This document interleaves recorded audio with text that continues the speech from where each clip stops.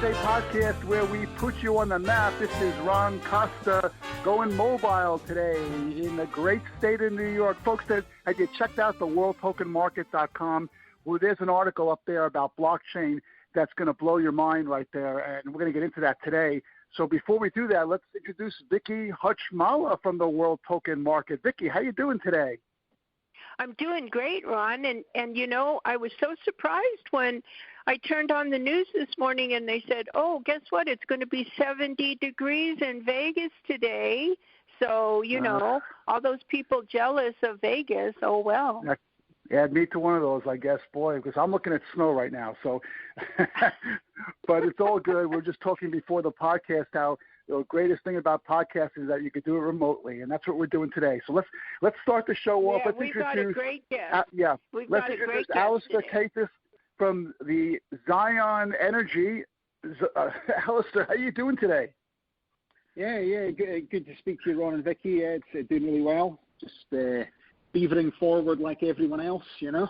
Christmas. Yeah, no question. And I'll tell you, you've been on the podcast a couple of times again, so our audience, I'm sure, remembers you, and we're happy that you took some time out to talk to us today about what's going on in blockchain. It should be kind of fun. Yeah, great to be back on the show, guys. Yes. Hey, before we get started, happy.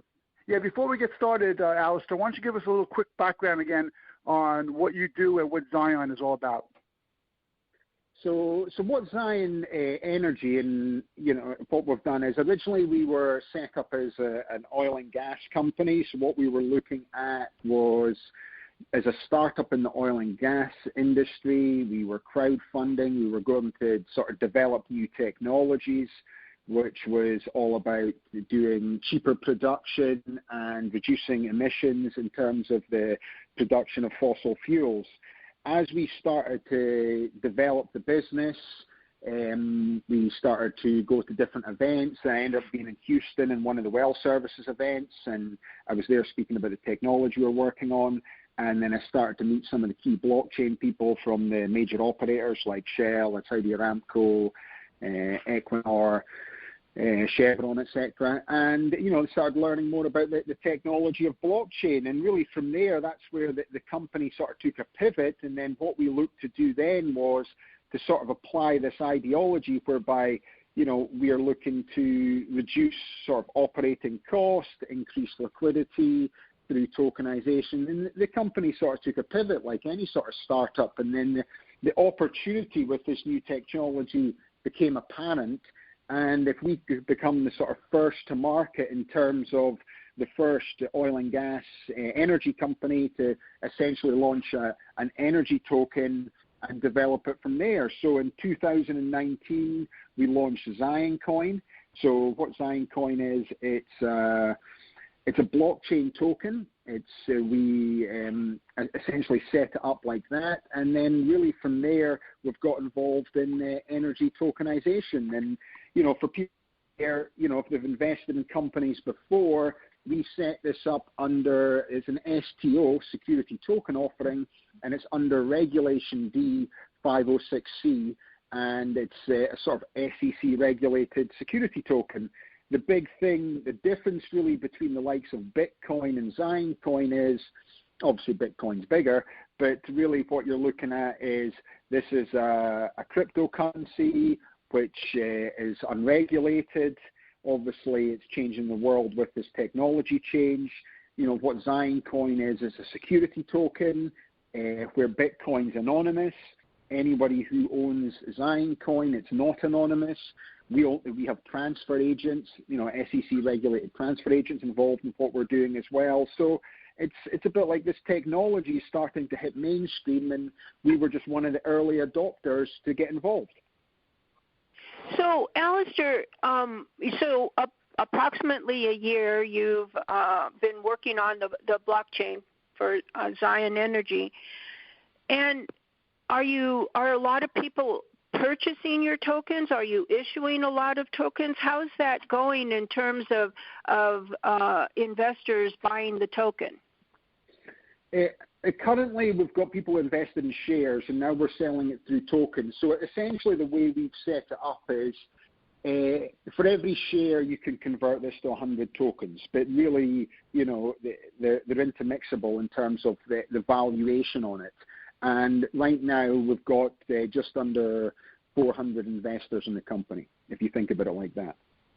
Oh, who actually bought tokens. But then, that's all about marketing, and now you've probably perfected the process a little better. So now you can start marketing and get an influx of a bunch of investors purchasing your tokens instead of your shares. I would imagine that's your plan.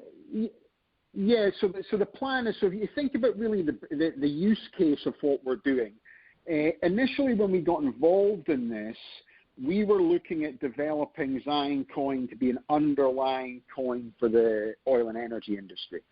So when you're starting to do something like that, and you look at the transactional costs in oil and gas, if we could have a token that could essentially, execute these transactions, especially abroad, we would save all the transactional fees. And that's obviously a market opportunity when you're looking to develop something like this. But the problem once we started to get involved in it, and as we started to work with the major operators, is they don't want to have one underlying token or coin for the industry right now, and they certainly don't want to have one that I've set up myself. So what they wanted to do is, and that becomes the problem. And then, some of our partners we've worked with as well, they've been involved in developing this in the past as well. And it's the same thing. It's market adoption. How do you create something that gets mass market adoption? And if you don't have the major operators going to adopt it, then it's not going to work. But really, what we started to look at was, what's the problem that we're trying to solve? So the problem that we're trying to solve is, if you think back to the oil producing assets out in the Midwest, where we've got a number of assets there, is the money is locked into the life cycle of the project. So just to explain that to the listeners, if you're investing in an oil project, say out in the Illinois Basin or Indiana or Kentucky, the operator will say own 55% of the project or 50% of the project. We'll just say 50%. The landowner owns, say, 15%, and then there's 35% of the project that they've raised money from outside investment. Now, these people invest money at a percentage of the project. So say for $50,000, you own 2% of the project. So what happens is, as this project moves into oil production and it starts producing oil, then you're going to get 2% of the profits if you've got a working interest. So once the costs are taking off, as they sell the oil to the refinery every quarter, you'll receive a check from the oil company saying this is your profits from the oil sales. And now your normal production timeline for these things is, anywhere between 15 to 20 years, sometimes longer, sometimes shorter. But say for argument's sake, it's 20 years. So for 20 years, you've done an investment of $50,000, and every quarter you get a check based on how much of the project you've got, what the oil price was, and what the profits were. The problem is that because of the structure and the way it's set up, if you ever wanted to sell your asset, it's very, very difficult, or your non-op working interest, because essentially the operator still runs the project. You've got a non-operated working interest, you're a minority sort of owner of this project. Then, if you say, well, I needed to sell this asset, there's no market space for you to sell this asset. And then how do you actually sell it? What's the valuation of the asset? Who do you sell it to? And really, it becomes like a question you can't actually answer. So what we realized is, if we can actually, rather than make one underlying coin that does the entire industry, if we create tokens based on a project-by-project basis, now, it's very flexible security token, but if we can make them on a project-by-project basis on behalf of different operators, then what can happen is, rather than your 2% of this project, it can be converted to, say, 20,000, Titan Energy tokens. Now, these Titan Energy tokens, now you've got 20,000 for your 2%. So after a 90-day holding period, if you needed to sell these tokens, you can go into an ATS, which is an alternative trading system, and then you can sell your percentage interest. So really the problem that you think we've done is we've changed the capital structures of the project, whereby up until now, you've got 2% of the project and you're stuck into the life cycle of the project. Under our system, where we've now built a platform to essentially create tokens on behalf of other operators, is you'll now have 20,000 tokens. Now, you'll still want to hold on to them to get the distributions, because that's how you make the money, but now you've got an option to sell them after the holding period. And it's covered under Reg D 506C, which is normally a 12-month holding period, but the partners we are working with in developing our platform, you know, because they've got their own broker-dealer, their own transfer agent, and their own ATS, then essentially this holding period is going to drop to 90 days. So what you're doing is you're taking illiquid assets, but through the blockchain and tokenization, we're now creating liquidity. And that liquidity, I think, is going to change everything, because suddenly the money's not locked into the life cycle of the project. The money is now able to be traded. And that's really what we've developed. And that's the beauty of the whole blockchain concept, is that it allows investors liquidity where they didn't have it before. And plus, I would think, just logically thinking, that if you go project by project instead of one coin for the company, you're going to have investors that are going to invest in various projects, or even if they sell their tokens, take those proceeds and put them into another project. So you just have investors just hopping around to different projects, which is good for you instead of going to a whole different company. Yeah, so if you think of, Ziyen Coin is the one token that's going to be on the platform that's different. What Ziyen Coin is Ziyen Coin essentially has a 51% ownership of the platform. So obviously we've got partners working on this joint venture with us. But really, if you own Ziyen Coin, you'll own a percentage of every single token on the platform. You know, it's a bit like owning Amazon.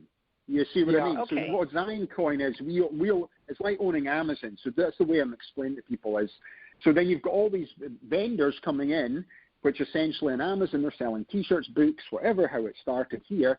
On our system, they're going to be putting on energy projects. Now, originally, before we had this thing tested and working way back in 2019, the problem was COVID came along, and this was very much based on drilling activity, new projects, the way we designed it.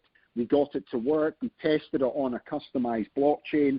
But then COVID came along, so we had to pivot the business because of this, because you can't just focus on drilling activity when so much of the world's oil is being shut in and still is shut in, and drilling activity isn't really going to take off the way it was before until, COVID sort of, the vaccine, people start flying, and we start using up the oil like we were using it before. So we changed it from just being focused about oil and gas. And in a way, I think this is going to help us in the long run. We made it more agnostic. So our platform is just going to be energy tokens. And from that perspective, as we'll look to do renewable energy projects, we'll look to do nuclear projects. We're speaking to someone right now who's got a gold mine that's looking to do that. Can we help tokenize the gold mine with them? So it's just suddenly, by going down this route, it just opens the door to so many more potential opportunities. And it allows us to be agnostic going forward rather than just sticking to oil and gas, and that's where we've come from. So this COVID that's just, then you don't put yourself into a niche. Yeah, exactly. Because you would have thought, COVID's made a lot of niches. So until then, who would have thought the airline industry was going to go bankrupt? You mentioned Amazon before as owning a piece of the Amazon. Remember, years ago, I'm sure there were many people who said, Amazon, the bookseller, that'll never work, right? And then, it's just like, why would I give a website? Right, yeah. But they said that about Microsoft too. Yeah, let's take this from a step-by-step component, though, Alastair, so people can really understand this really, really well. When you talk about the blockchain and you're building something on the blockchain, there's a number of blockchains, right? Did you have to create your own blockchain, or it's not like the internet where everybody connects to the same internet. This is each project has their own blockchain. If I understand correctly, is that right? Yeah, so it's Ethereum blockchain, which a lot of people are using for just now for the tokenization piece. But I think the reason it's a bit like for people out there who don't really understand it, they've got to think about it like this is the next iteration of the internet, you know? Yeah, so if you think about but what's happening is it's like when we originally got involved, we got involved in trying to build customized blockchains. You had a lot of developers building customized blockchains out there. But really what's happened in the last 2 years is all the major software providers are now building the blockchains. So if you think of the shipping industry, right now over 70% of the world's shipping industry, and I think it's even higher, is tracked on a blockchain that's run by IBM. You know, so it's like, so they're already doing it. Amazon have their own blockchains now. So they've got this ability to start doing Microsoft doing their own blockchains. So what's happened is it's like all the major software companies are now involved in it. So there's no longer this sort of individual. So if you think about when the internet started and people started to, get coders, if you got a website, you couldn't update your own website yourself. You had to get some guy that was a bit of a geek to update that information. Now we've got things like WordPress where you can update the information yourself, etc. What's happening with the blockchain is, I think because of the technology change that's coming in, this lag period of, say, 10 years of implementation, whereby it was only sort of software people can actually add information to it, is going to be a lot more fast-tracked. So that's why, people are starting to hear the word blockchain coming out more and more. By 2025, probably so much of the world will just be operating on a blockchain by this. So everything's getting fast-tracked onto it. And your ability to do business on it's speeding up, And a lot of people, when you hear blockchain, the first thing they think of is Bitcoin. And blockchain is a whole lot more than Bitcoin. And it comes down to educating and informing the public about the potential of blockchain and how it can make your world easier, because a lot of major industries around the world are now understanding blockchain and now budgeting for implementation or adaptation of their systems onto the blockchain to make it easier, more efficient to run their companies. And it's just a matter of time, education, and information to market it. And then pretty soon we'll all be working on the blockchain for everything. You're probably using it in so many ways anyway. People don't realize the technology's just come in anyway, Vicky. So it's a bit like a digital wallet. Or, digital wallet, I'm never going to use a digital wallet. But if you've got your credit card in your phone, or an Apple wallet's a digital wallet, So anytime you scan something using your phone, you're already using this. Oh, right, is that a digital wallet? That's a digital wallet. So there's so many things that people are using anyway, they just don't even realize. It's like telling someone 10 years ago there's going to be this giant coffee company called Starbucks, and rather than just drink coffee, you're going to have a caramel macchiato skinny almond milk. You type it into your phone, and spend $6 or $8 for it. Yeah, and then you don't even have to pay the money because you type it into your phone, you just walk up there, you scan your phone, and it's sitting at the counter for you, and there's no actual physical cash changing hands. Now, if we talked about this 10 years ago, people would think we're making it up. It's just like, and we're doing that on a daily basis. So it's like that type of technology change that's coming in with the blockchain is there's just going to be all these millions of different use cases that are going to happen with the technology change, and we're just going to get used to it and adapt to it, and it'll just be part and parcel of life because it's going to make things easier, Yeah, so Alastair, absolutely. It sounds to me like if I'm an issuer, for example, and I want to do something on the blockchain, do I just call up an IBM and say, listen, I need a blockchain created for me, and then go out there and start issuing tokens? No, if you were just going to issue tokens, you would go to a company that just is a token creation company, you know? So if you were looking at, you know, there's like Polymath, the company we're going to be using going forward, Securitize. So we're going to we're starting to working with them. So they're like market leaders in the field. So it's good for us to do our new platform working with them. So they would create the token on your behalf. They've got their own transfer agent, their own internal system. And as you take in the income, you would just issue tokens. You would set up the person with a MetaMask wallet or any type of Ethereum wallet. And really, for people out there, if they're investing in companies, right now, if you invest in a company, unless it's trading on the market, usually gets sent through legal documentation and a certificate, share certificate. All you're doing is you're digitally holding this investment in a digital wallet, which essentially is an app on your phone. So you'll be able to hold it on an app. Now, these ATSs that they're talking about, alternative trading systems, they operate very similar to like a stock market, but they're not a stock market. It's like a two-way market, a trading system. So if you want to sell your interest back to the oil project, you know, I've taken money in for a year with Titan Energy tokens, but for some reason I want to sell my 20,000 tokens, you can go to the ATS and then you can put your tokens out for sale and you can see if someone else wants to buy them, you know? Okay. And this is where the two-way market comes in. What is the criteria or the force that makes these tokens more expensive or less expensive? How do they rise and fall in value? Is it because of the nature of the asset and how each individual oil and gas project is going? Yeah, so that's basically it. So what you're going to find is that, you know, if the company creates a token and this token starts producing more oil, then the valuation will increase, you know. And then if this company acquires more and puts into the token, they can grow their token as well. But essentially, it's going to be dictated from the energy, and it's still the buy and supply demand and specific. If people want to buy the specific token, it'll push the value up. But really, what you're going to see with these tokens is you're not going to see the same movement in terms of the way it moves up and down like Bitcoin, because essentially they're called asset-backed tokens. So right. So you're going to be able to see, well, what are the assets behind this?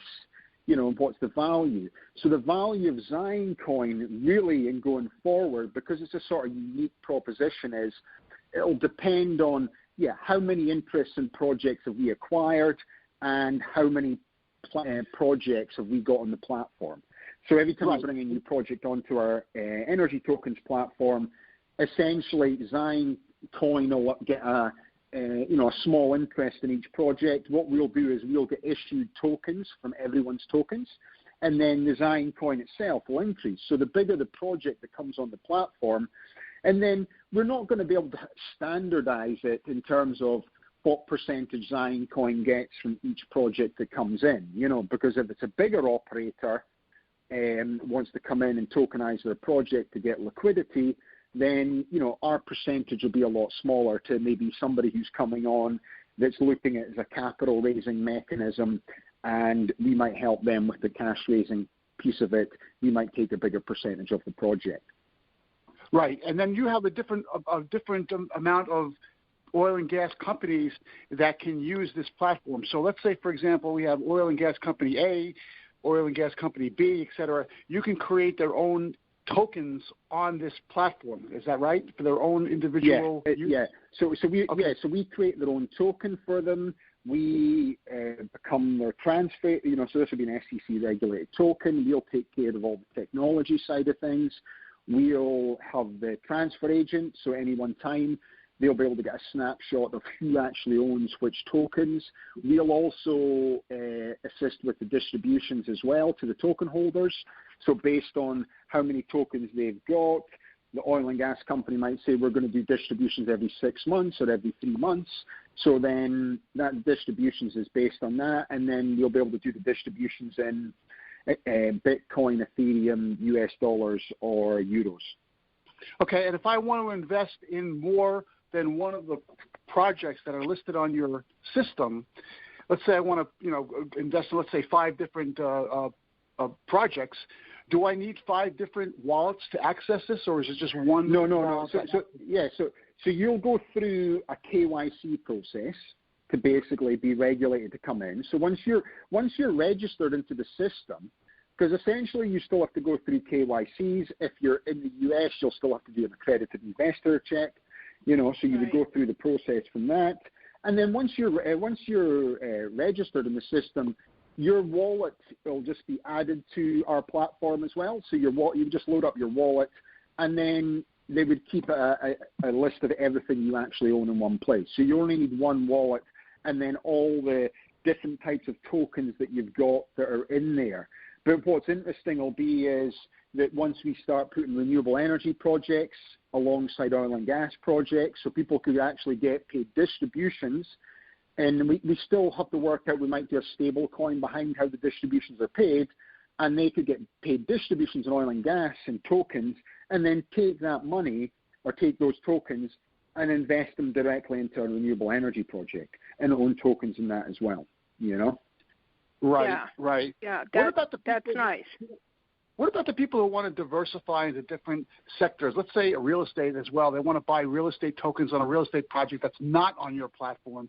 Would they be able to access another tokenization platform using the same e-wallet, or do they have to get another e-wallet for that? Yeah. If it was security tokens, it will be, if they're using an Ethereum wallet, or MetaMask is the sort of one that most people are using right now. They would just plug in their MetaMask wallet, and they would just basically buy and sell it from there. Oh wow. Yeah, that's really interesting. It's easy. It's very user friendly. It's funny because when you think about general life, you have so many different platforms that you use between Facebook, Twitter, and your banking and all kinds of other things you may have on your computer, and you have your usernames and passwords. And I think a lot of people, when they come up with the e-wallet, and they say, well, geez, do I have to have like 20 different e-wallets? I could barely remember my password for my Facebook account, So I think that sometimes it might be a little bit intimidating for these people if they don't realize that it's not as complicated as it sounds. Exactly. Yeah, and I think the other advantage of security tokens compared to traditional cryptocurrency is that because it's going through, there are SEC-regulated transfer agent involved, an SEC-regulated broker-dealer. So, if you lose your wallet for any reason, it's not the world's end of the world. You would just contact us, or we would put you in touch with the company. We would basically verify it's you. We can tell how many tokens you've got in the system. Then you would just burn those tokens, then reissue new tokens based on what you owned. Because it's not anonymous and you've gone through this is why you want to go through the process of getting verified, because if anything ever happens, it's not like one of these horror stories like Bitcoin whereby, I lost my wallet and I had 65 Bitcoins in them. When it was worth 1 cent each, it didn't matter, but now they're worth 20,000. You'd be a little bit disappointed, So right. it's... and like we talked about at the top of the podcast, Alastair, on worldtokenmarket.com, we just published a real interesting post that you had a big piece of as well. You're a big part of that. Can you tell us what that was all about? Yeah, so we've just published it's a financial white paper. So it really is the first white paper that's been written about asset-backed tokenization for the energy market space. And we worked with professors and researchers from the University of Florida, University of Michigan, and Columbia University. So they came in and they spoke about the process of how this blockchain energy tokenization happens, and then Ziyen Energy and Ziyen Coin was the case study. So we've been working with Ethan, who's he's an intern within the company, but he's also a senior guy with a researcher with University of Florida. He's been working with us over this period to essentially write the paper. So it's pretty groundbreaking in what we've done.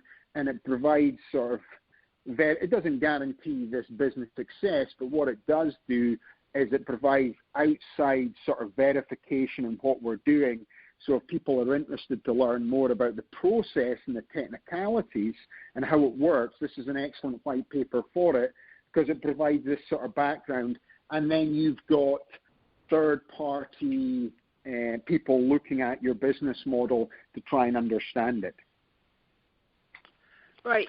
Yeah. And that's important, because until you can inform people about the process and its benefits to each individual, nobody's going to want to play because they're afraid of it, only because they don't know about it. So white papers and podcasts and presentations are very important to get people to buy into tokenization, which is not buying into Bitcoin. It's the technology behind it. I think when people think about and knowing the technology.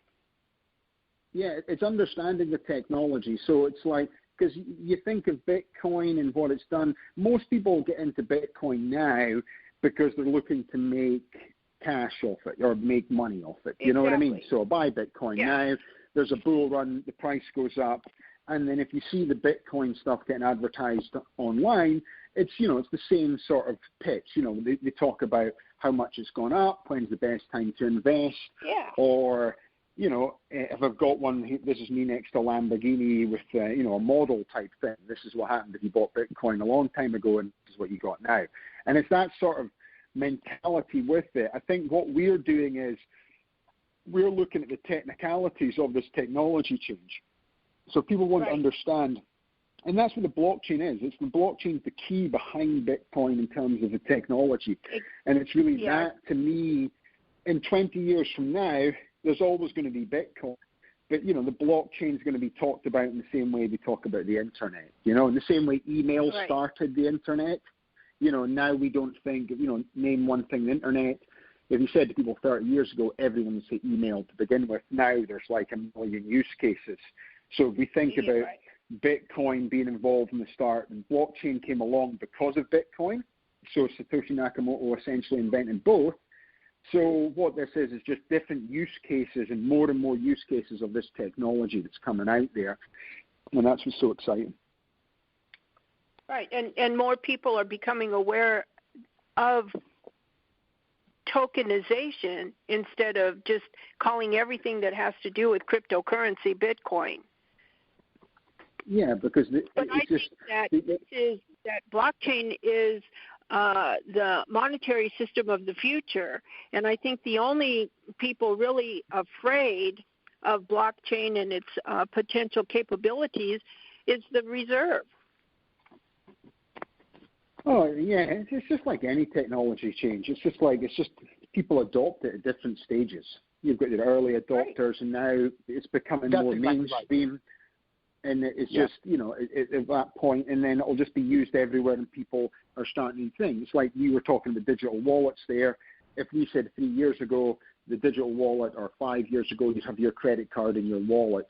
Now nearly everyone's got their credit card in their wallet, in their phone, whereby and they don't think about before, they don't think about it. So you were always panicking about these things. You're always thinking you're going to lose money because of it. And then another thing that blockchain, an independent verification. So, you think about databases, under the internet, people have got different databases to do APIs to share information from each other. Under a blockchain and a permission blockchain, essentially you're accessing something that someone doesn't have 100% ownership. So you can't delete something that's been put on the, you can, overwrite something, you can update information, but you never delete the information that was put in the original blockchain. So and then that's why governments are, I would say, reluctant to buy into it, because suddenly, you can hold them from a transparency perspective. It's the whole thing that just happened here. It kind of reminds me of the only bad part about this whole blockchain tokenization thing is sometimes you don't realize how much money you're spending, because you should see my Starbucks bill from my phone. Yeah. It's really kind of crazy. Exactly, Ron. But listen, I'm sure there's a lot of people, a lot of issuers out there or investors where they may want to get more information on what you guys are doing, or even read the white paper. We're going to link to that white paper, of course, on the show notes. But Alastair, tell everyone how to get a hold of you and maybe your websites or whatever you'd like to give out. Yeah, so just Ziyen.com. You just go to the website itself. You know, I'm active. My name's Alastair Caithness. I'm active on LinkedIn and social media. You know, if you come to the website, put in a request, we can share with you the white paper. We can share with you other information. You know, I think for most people, if they really want to understand it more, just take a bit of time reading the white paper itself. You know, it's been written independently as well, so it provides you all the information, all the steps, and how the whole thing works, and a lot of the terminology and explaining the terminology for you to understand it as well. And, you know, I think that's, for a lot of people, that's really the first stage for it, and then from there they can, you know, look to develop it. So just Ziyen.com, Ziyen.com. Nice. So, Vicky, you're going to download that paper and take a flight to Cabo and read it on the beach, or what? Well, no, I think I already downloaded and read it, but I could just walk outside and read it in the 70-degree weather on the first day of winter. Yep. Exactly. So, perfect. Do you have any last questions for Alastair, or should we close this out? Well, you know, I remember the first podcast we did with Alastair a while ago, and he was talking about this and how excited he was about bringing the whole oil and gas industry and doing this. And now here we are doing another podcast and seeing how his company has evolved and really taken advantage of new technology to show the world the future and how much easier it's going to be. I congratulate you, Alastair, because you have really accomplished a lot in the short time that we've known you. Yeah, kudos to you. Yeah, yes. I think in general, it's like all businesses, it's like, you know, the opportunities coming along. If you're looking at this new technology change out there, I think you've just got to get involved, you know, and once you're involved, the niche will be create itself for you, you know. Or if you run an energy project, you have to recognize what the opportunities are and go for them, because that's how you grow and become bigger and better. Yeah, exactly. And it's, you know, and hopefully 6 months from now, you know, maybe do a recap, and if you go through some of the other energy projects we've created tokens for, you know. So, you know, our goal is to try and get 20 projects on the platform in 2021. You know, that's our sort of goal for this moment in time. So, yeah, we've still got to get the whole thing operational live, but, you know, that's our goal there. We're demo ready. We'll be live at the beginning of January next year, and then we'll just start to look to on projects and create tokens for them. Well, Alastair, I hope you, gets you to that goal. We'll do everything we can to help you out on that. Thank you so much for taking time out, being a guest on the show. And Vicky, thanks for co-hosting this episode with me. And folks, you're listening to the Mappable USA website at mappableusa.com. If you go there, you can scroll down the homepage. You'll see all our syndication sources. You pick the one you like best, subscribe, and you'll never miss another one of our episodes. If you want to be a guest on the show like Alastair was today, there's a guest tab there. Fill that out. We'll see what you can do about getting you on the show. And if you like what you heard today, send us an email at info@mappableusa.com, or just leave a comment on whatever page you're listening to this on right now. So thanks for listening, everyone. Thanks for all your support. And we'll be at you next week with another Mappable USA podcast. Have a great week, folks.